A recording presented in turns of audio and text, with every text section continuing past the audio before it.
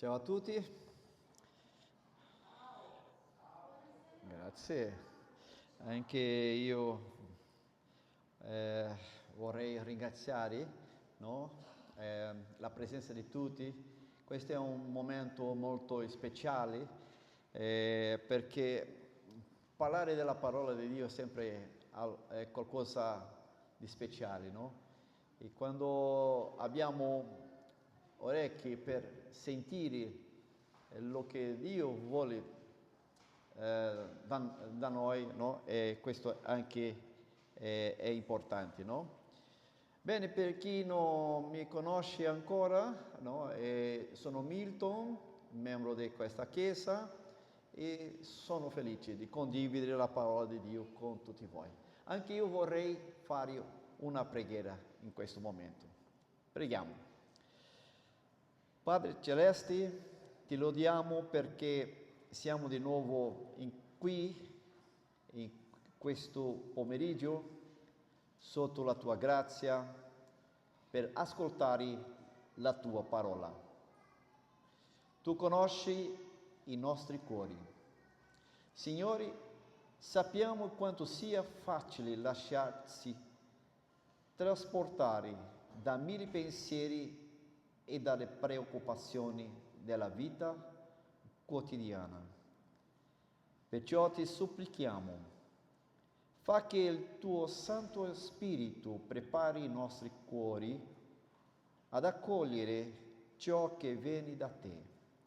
Rendi le nostre orecchie attenti, le nostre menti risvegliate e i nostri spiriti disponibili.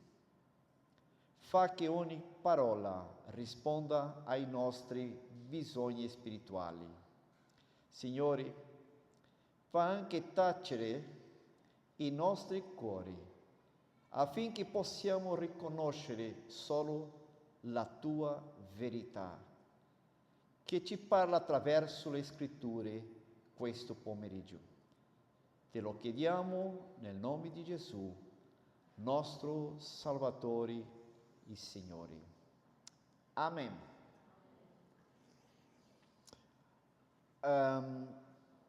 Più forti della paura. Salmo 27. Da alcune settimane camminiamo insieme dentro una serie che abbiamo chiamato Fragili ma forti. Dal cuore di Davide alla lode di Cristo. Ogni testo ci ha mostrato la stessa verità, vista da un angolo diverso, un uomo debole, esposto, spaventato, che trova nel suo Dio una forza che non viene da lui. Vediamo nel Salmo 2 abbiamo visto Davide e con lui il vero re, minacciato dalla rivolta delle nazioni. I potenti della terra tramano insieme, ma Dio ride nei cieli perché il suo trono non trema. Nel Salmo 3 abbiamo incontrato un padre in fuga, tradito dal proprio figlio, che nonostante tutto si addormenta in pace, perché sa che lo sostiene. Nel Salmo 4, quella stessa pace che è diventata preghiera della sera. Mi corico e subito dormo in pace, perché tu solo, Signore, mi fai abitare al sicuro. Nel Salmo 6 la fragilità ha preso la forma delle lacrime. Un uomo malato, esausto, che bagna il letto di pianto ogni notte, ma il Signore ascolta chi piange. E nel Salmo 22 abbiamo toccato il punto più basso e insieme il più alto. Dio mio, perché mi hai abbandonato? Il grido di Davide è diventato il grido di Cristo sulla croce. L'abbandono più totale, trasformato nella salvezza più totale. Oggi arriviamo al Salmo 27. Qui la fragilità porta un nome preciso: la paura del futuro. È una paura che conosciamo bene. Pensiamo a un contratto di lavoro che scade e non sappiamo se verrà rinnovato. Pensiamo a un referto medico ancora da ritirare. Pensiamo a un figlio che cresce in un mondo sempre più instabile. La paura del futuro non è un peccato esotico, lontano da noi, è pane quotidiano per chiunque viva con gli occhi aperti in questi anni. Ma il titolo di stasera non è una domanda, è già una risposta più forte della paura. Perché quando la vita chiude ogni strada, resta una cosa che nessuno può portarci via: il volto di Dio. Parliamo del contesto. Un uomo senza più sicurezze terrene. Non sappiamo con certezza in quale stagione della vita di Davide sia nato questo canto, questo salmo. Molti pensano agli anni della persecuzione di Saul, quando Davide viveva nascosto tra le rocce, braccato come una preda. Altri pensano alla rivolta del suo figlio Absalom, quando dovette fuggire a piedi, nudi, in lacrime, tradito dal proprio sangue. Ma non serve scegliere tra le due storie. Il Salmo parla di nemici che accerchiano di falsi testimoni, persino di genitori che potrebbero voltare le spalle. Descrive un uomo che ha perso ogni appoggio umano e resta con una sola certezza: Dio. C'è un dettaglio che merita attenzione.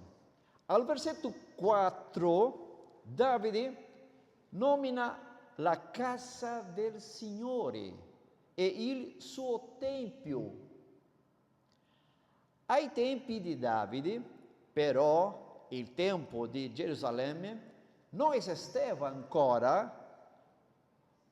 Lo costruirà suo figlio Salomone anni dopo. Davide guarda al tabernacolo, la tenda santa che aveva accompagnato il popolo nel deserto. Nell'antichità, quel santuario non serviva solo per il culto, era anche rifugio. Chi si trovava in pericolo poteva cercare protezione presso l'altare di Dio. Per questo Davide, circondato da minacce, non chiede prima un esercito e non chiede una vendetta. Chiede di abitare nella casa del Signore. Chiedi il rifugio più sicuro che esista sulla terra. Provate a immaginare la scena. Un uomo che ha perso il trono e che sta per perderlo. Un uomo tradito da chi doveva proteggerlo o inseguito da chi un tempo lo aveva onorato come genero e come eroe. Le mura del palazzo non lo proteggono più. L'esercito non è più garanzia. Persino la famiglia, come vedremo, non è più un rifugio sicuro. In questa cornice di macerie, Davide scrive un canto che non parla di strategie militari né di alleanze politiche. Parla di un Dio che resta quando tutto il resto crolla. Nella prima parte del Salmo 27, dal versetto 1 a 6, ascoltiamo il salmista dire: il Signore è la mia luce e la mia salvezza. Di chi temerò? Il Signore è il baluardo della mia vita. Di chi avrò paura? Quando i malvagi, che mi sono avversari e nemici, mi hanno assalito a divorarmi, essi stessi hanno vacillato e sono caduti. Se un esercito si accampasse contro di me, il mio cuore non avrebbe paura. Se infuriasse la battaglia contro di me anche allora sarei fiducioso.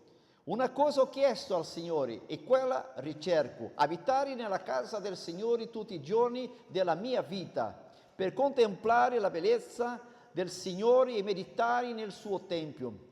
Poiché Egli mi nasconderà nella sua tenda e in giorno di sventura mi custodirà nel luogo più segreto della sua dimora, mi porterà in alto sopra una roccia, e ora la mia testa si innalza sui miei nemici che mi circondano.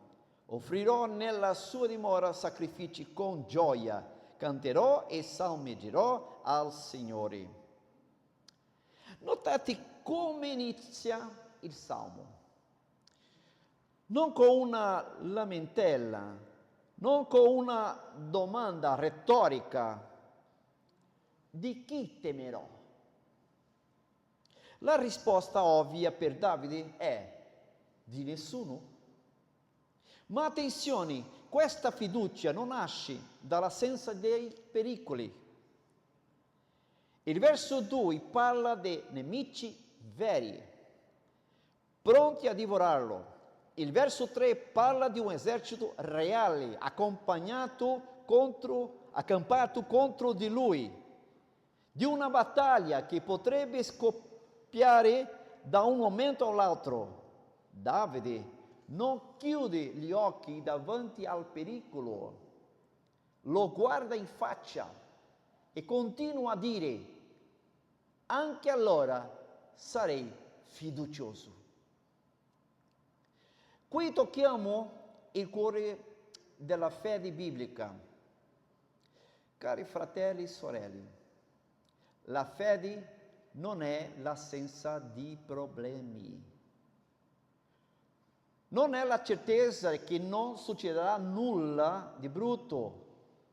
Chi vi promette una vita senza tempeste vi sta ingannando. Oggi come allora. La fede è qualcos'altro, è sapere chi sta con te dentro la tempesta. Pensate a quanti messaggi ogni giorno ci vendono l'idea contraria. Basta un metodo giusto, un investimento giusto, una rete di sicurezza sufficiente e la paura scomparirà. Il Salmo 27 smentisce questa promessa fin dalla prima riga. Davide non nasconde il pericolo, non lo minimizza, non lo maschera con parole positive, lo nomina nemici, esercito, battaglia. E proprio in mezzo a quel nome reale dichiara la sua fiducia. Ecco la differenza tra l'ottimismo e la fede biblica. L'ottimismo guarda altrove per non vedere il pericolo.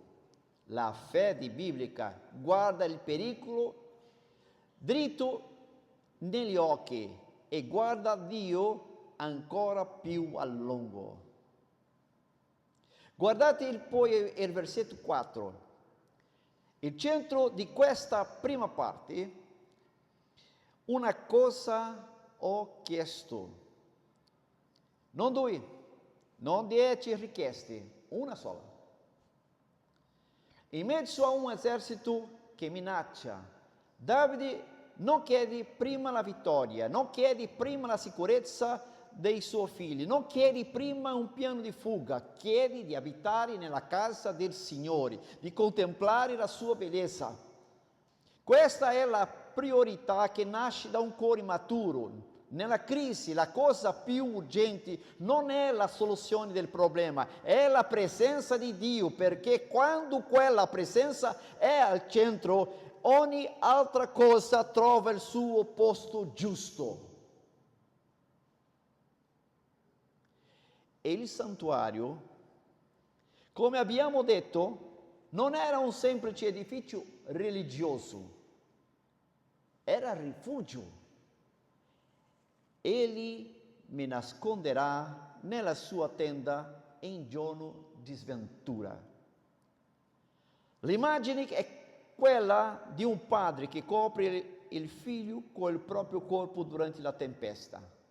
Davide non trova nascondiglio qualunque, trova Dio stesso come nascondiglio. Il finale di questa prima parte sorprende. La mia testa si innalza sui miei nemici e subito dopo canterò e salmeggerò al Signore. Notate, il canto arriva prima che il pericolo scompaia. Davide loda mentre l'esercito è ancora accampato là fuori. Questa è la fede matura. Non aspetta la fine della battaglia per iniziare ad adorare. Quante volte rimandiamo la lode a dopo? Dopo la guarigione canterò. Dopo il contratto firmato ringrazierò. Dopo il figlio tornerà sulla retta via, tornerò in chiesa col cuore leggero. Davide ci mostra un'altra strada, la lode come atto di fede, non come reazione al lieto fine. Cantare prima che la battaglia finisca è già una forma di vittoria, perché dichiara quel corpo e con la voce che l'esito non dipende dalle circostanze presenti, ma del carattere di Dio. Allora, vediamo la seconda parte, dal versetto 7 a 14 del Salmo 27. Qui il Salmo cambia tono. Ascoltiamo. O Signore, ascolta la mia voce quando ti invoco. Abbi pietà di me e rispondimi. Il mio cuore mi dice da parte tua, cercati il mio volto. Io cerco il tuo volto, o Signore. Non nascondermi il tuo volto, non respingere con ira il tuo servo. Tu sei stato il mio aiuto. Non lasciarmi, non abbandonarmi, oh Dio della mia salvezza. Qualora mio padre e mia madre mi abbandonino, il Signore mi accoglierà.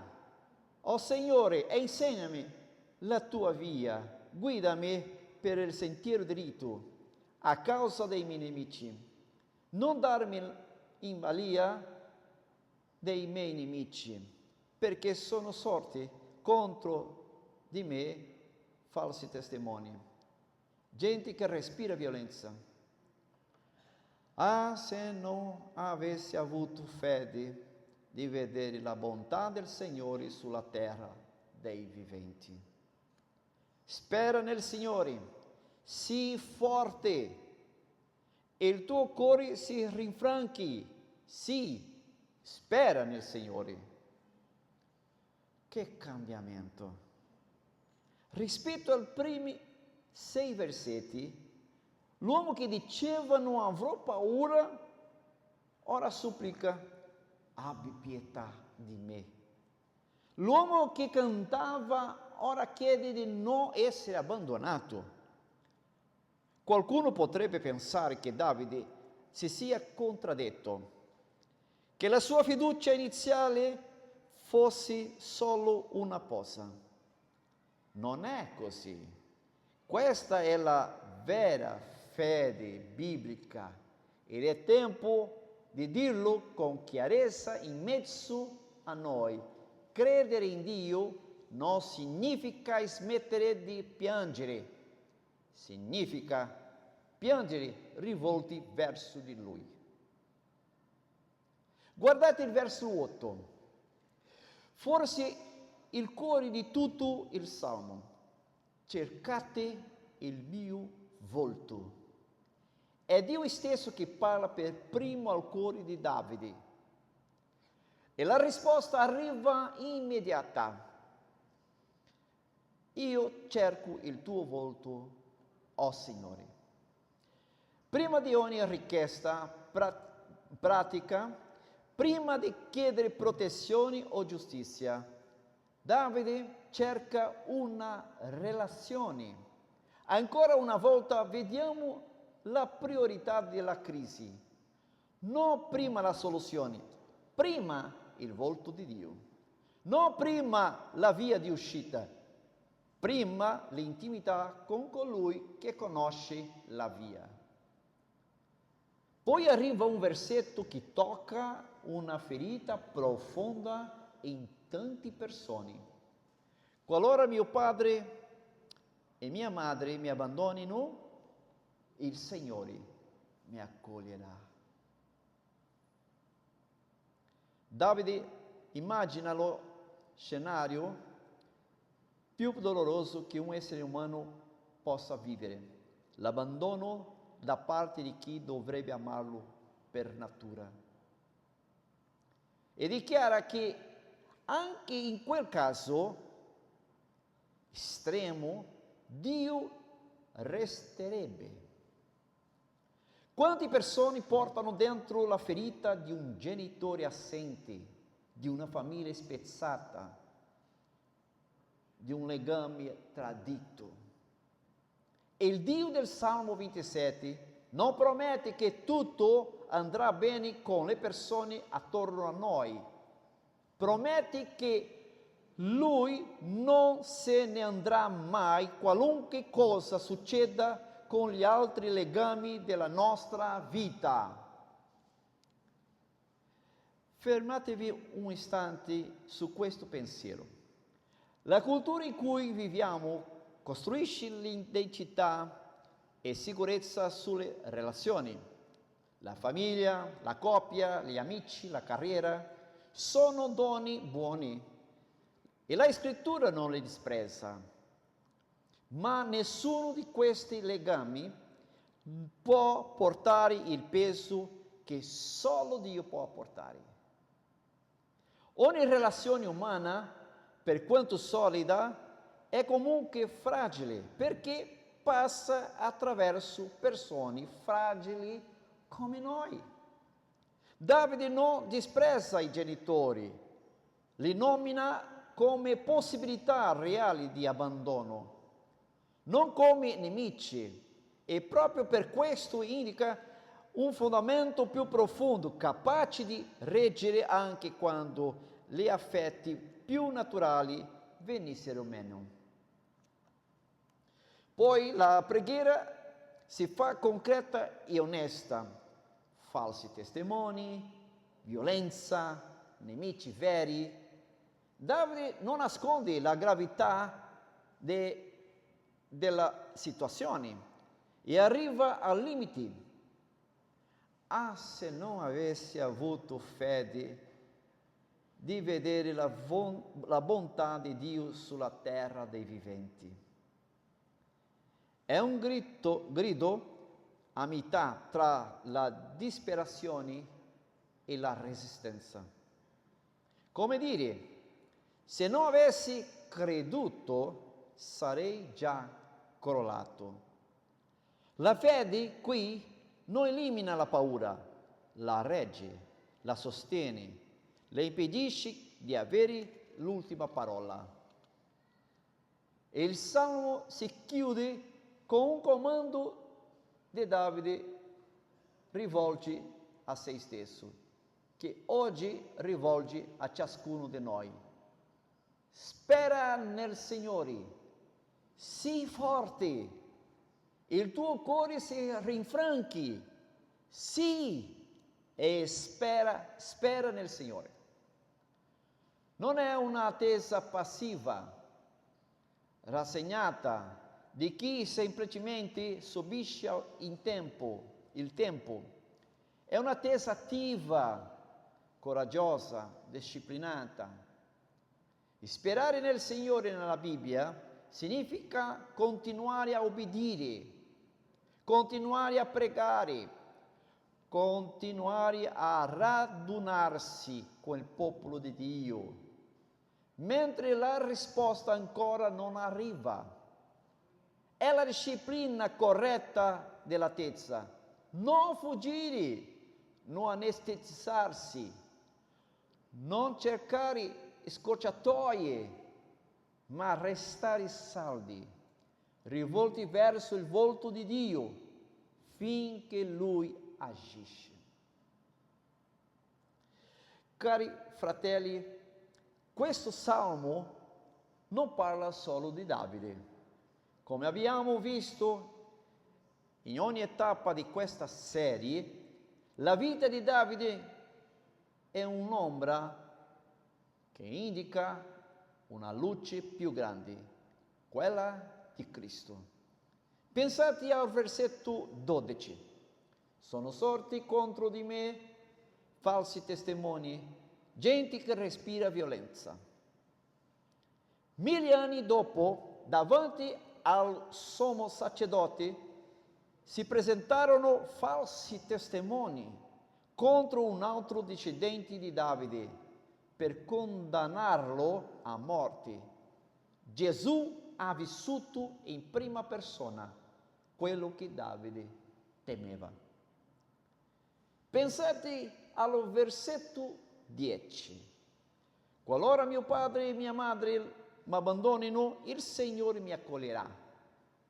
Davide immagina l'abbandono più doloroso, ma resta comunque una speranza. Il Padre l'avrebbe accolto sulla croce. Cristo ha vissuto ciò che Davide poteva solo immaginare. Non l'abbandono dei genitori terreni, ma l'abbandono del Padre celeste. Lo abbiamo ascoltato nel Salmo 22 qualche settimana fa. Dio mio, perché mi hai abbandonato? Cristo ha sopportato l'abbandono reale perché a noi che meritavano di essere abbandonati fosse garantita per sempre l'accoglienza di Dio. Pensate ancora al versetto 4. Il desiderio più grande di Davide, abitare nella casa del Signore per sempre. Quel desiderio trova compimento in Cristo. Lui stesso ha detto, parlando dal proprio corpo, distruggete questo tempio e in 3 giorni lo farò risorgere. Cristo è il vero tempio, il luogo dove Dio e l'uomo si incontrano senza più barriere. E quando è morto sulla croce, il velo del Tempio si è squarciato dall'alto in basso. Da quel momento chi è unito a Cristo per fede non deve più chiedere il permesso di avvicinarsi a Dio. Abita già per sempre nella sua casa. Pensate infine al versetto 1. Il Signore è la mia luce. Gesù ha detto di sé: io sono la luce del mondo. Chi mi segue non camminerà nelle tenebre. Possiamo trovare questo in Giovanni 8:12. Davide guardava a una luce che veniva da fuori di lui. Noi guardiamo a una luce che è entrata dentro la nostra storia, ha attraversato la morte ed è uscita vittoriosa dalla tomba il terzo giorno. Ecco perché possiamo dire: spera nel Signore, con una fermezza che nemmeno Davide poteva avere per intero. Lui sperava in una promessa, noi speriamo in una promessa già compiuta, sigillata da una tomba vuota. Qui vediamo qualcosa di prezioso. Per la nostra fede, la sovranità di Dio non elimina il grido umano, lo accoglie. Dio aveva già stabilito prima della fondazione del mondo di salvare il suo popolo attraverso la croce del suo figlio. Eppure quella stessa croce è stata raggiunta attraverso le lacrime reali di un uomo reale che nell'orto del Getsemani ha pregato con sudori di sangue e sulla croce ha gridato le parole del Salmo 22. Il piano eterno di Dio non ha reso finta la sofferenza di Cristo, così come il piano di Dio per la nostra vita non rende finte le nostre lacrime. Possiamo gridare come Davide, sapendo che il grido è già dentro il disegno buono di un Padre che regna. Ora, cosa chiede questo Salmo a noi oggi? Primo, fede non significa assenza di problemi. Questo mese qualcuno di voi ha ricevuto una diagnosi che non si aspettava. Qualcuno teme di perdere il lavoro. Qualcuno guarda al futuro dei propri figli e sente l'ansia stringere il petto. Qualcuno vive un matrimonio ferito o una solitudine che nessuno vede. Il Salmo 27 non promette che tutto questo sparirà con una preghiera pronunciata bene. Promette qualcosa di più solido, che Dio resta il baluardo della vita, anche mentre l'esercito è ancora accampato là fuori. Smettiamo di misurare la nostra fede dalla scomparsa dei problemi. Misuriamola piuttosto dalla direzione verso cui ci rivolgiamo mentre i problemi restano. Secondo, la priorità nella crisi è la presenza di Dio, non solo la soluzione al problema. Siamo abituati a correre prima verso il rimedio e solo dopo si avanza tempo verso la preghiera. Davide fa l'opposto. Una cosa ho chiesto, prima il volto di Dio, poi tutto il resto trova il suo posto. Vi invito a rivedere questo ordine nella vostra settimana. Prima cercare Dio, poi cercare le risposte. Prima di aprire 1000 schede internet per capire cosa fare, aprite la parola. Prima di chiamare tutti gli amici per un consiglio, parlate con il Padre.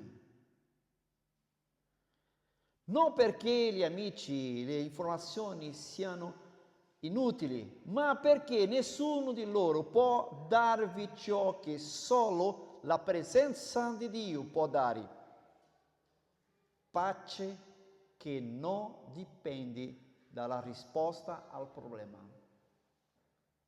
Terzo, l'intimità con Dio non è un lusso per momenti tranquilli, è ossigeno per i momenti difficili. Cercate il mio volto, io cerco il tuo volto.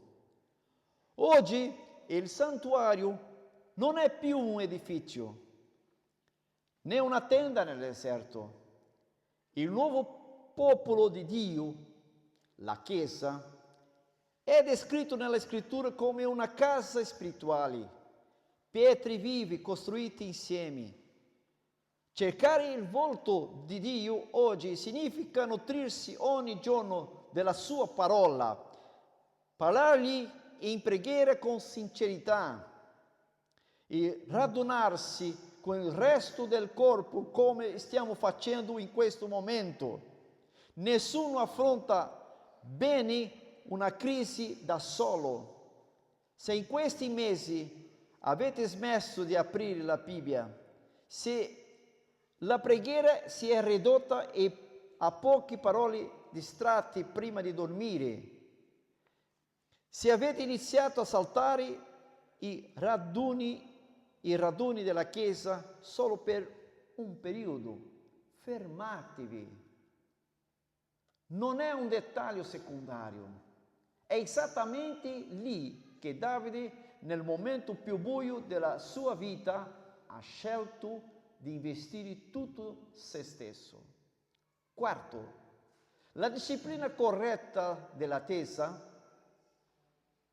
Vediamo, viviamo in un tempo che corre, che pretende risposte immediate, che non tollera i tempi lunghi.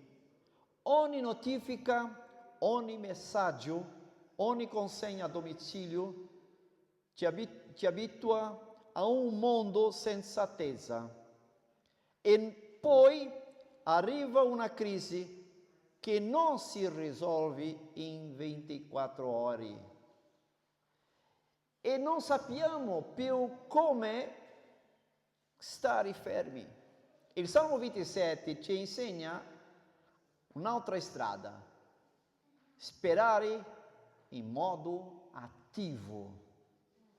Significa continuare a obbedire quando la risposta tarda.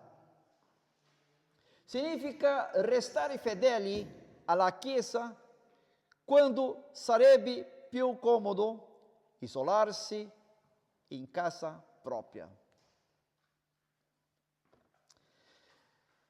Significa parlare con Dio ogni giorno, anche quando sembra di parlare al silenzio.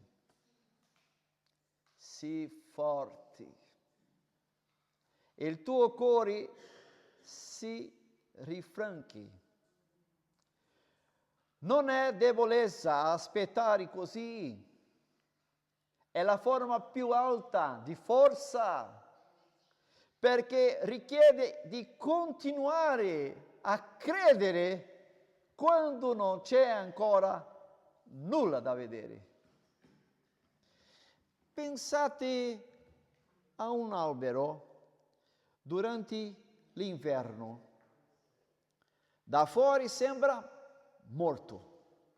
Nessuna foglia, nessun frutto, rami spogli contro un cielo grigio, ma sotto la corteccia la vita continua a scorrere silenziosa verso la primavera che verrà. Sperare nel Signore per un cristiano assomiglia a questo. Continuare a lasciare scorrere la vita di fede sotto la superficie, anche quando all'esterno sembra che nulla si muova. In conclusione, siamo fragili, fratelli e sorelle, siamo fragili. Come Davide portiamo dentro paure reali, minacce reali, noti insonni reali. Nessuno di noi è immune al futuro incerto, ma siamo anche forti, non perché per un ottimismo che ci costruiamo da soli, ma perché il nostro rifugio ha un nome, ha un volto, una storia di fedeltà che arriva fino alla croce e oltre fino alla tomba vuota. Se stasera il futuro vi spaventa, non vi chiedo di fingere il contrario. Vi chiedo di fare quello che ha fatto Davide. Portare quella paura davanti al volto di Dio e lasciare che sia Lui, non le circostanze, a definire chi siete e cosa vi aspetta. Forse tra voi c'è chi si sente proprio come Davide nel momento in cui ha scritto questo salmo, circondato, senza via di uscita. Quel cuore diviso tra fiducia e terrori. Voglio dirvi con affetto, non siete gli unici e non siete soli.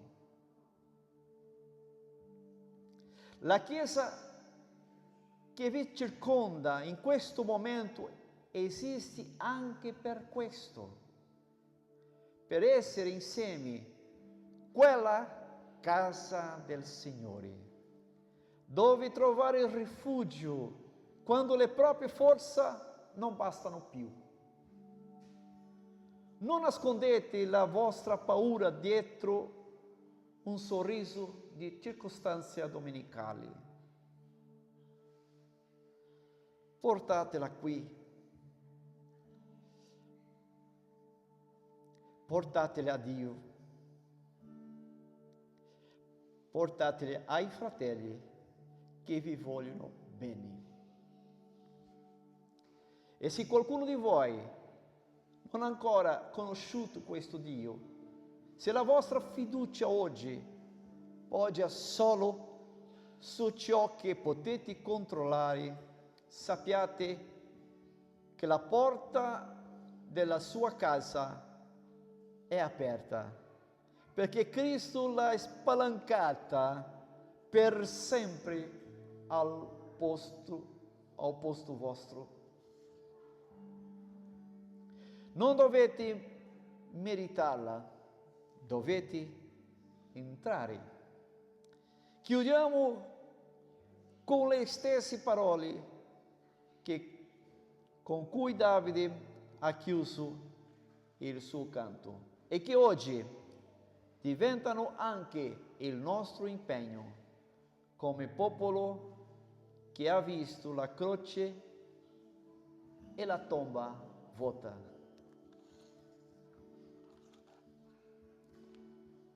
Spera nel Signore.